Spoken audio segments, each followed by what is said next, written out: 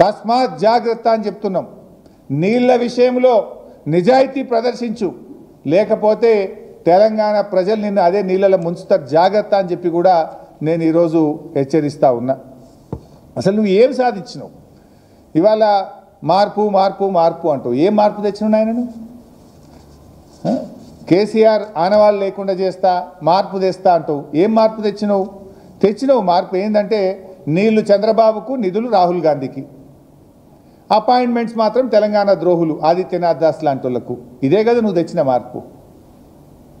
నువ్వు తెచ్చిన మార్పు ఏమున్నది? ఇవాళ ఈయన గారు గొప్పగా మాట్లాడుతున్న టెలిమెట్రీ గురించి.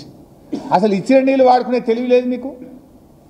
తాత్కాలిక ఒప్పందం ప్రకారంగా మనకు 34% వాటా ఇచ్చిండ్రు. ఆ 34% వాడే తెలివి లేదు మీకు. పోయిన వాటర్ ఇయర్లో ఓన్లీ 28% వాడారు. 6% తెలంగాణకి ఇచ్చిన కేటాయింపులను వాడుకోలేని చేతగాని దద్దమ్మ ప్రభుత్వం ఈ కాంగ్రెస్ ప్రభుత్వం. 65 టీఎంసీలు ఆంధ్రప్రదేశ్కు వదిలిపెట్టి